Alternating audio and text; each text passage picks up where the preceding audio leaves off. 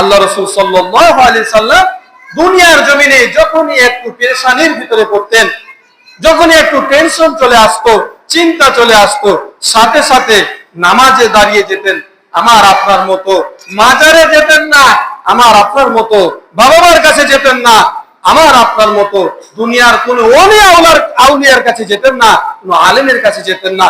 সর্বপ্রথম যে কাজটি করতেন, সাথে সাথে 2 রাকাত নামাজ আদায় করে আল্লাহ তাআলার কাছে হাত উত্তোলন করে বলতেন, আল্লাহ, তোমার পেরেশানি দূরের জন্য 2 রাকাত নামাজ আদায় করেছি, আমার ভিতর থেকে অশান্তি পেরেশানি যা আছে তুমি দূর করে দাও। এরপরে বান্দার কোন কারো কাছে, দুনিয়ার কারো কাছে যে। তাহলে বুঝা গেল, যখনই অন্তরে পেরেশানি চলে আসবে, হ্যাঁ, অশান্তি চলে আসবে, অস্থিরতা চলে আসবে, তখন আমি আপনি কি করব? নামাজ দাঁড়াই।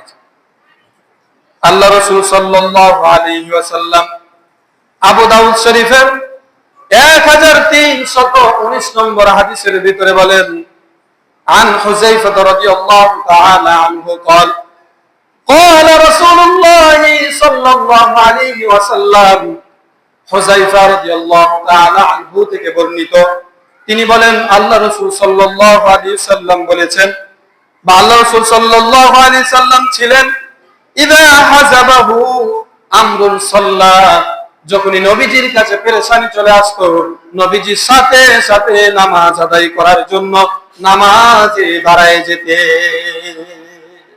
সুবহানাল্লাহ। পেরেশানি আসলে নামাজে যেতে। কি আমার আপনার কি পেরেশানি নাই?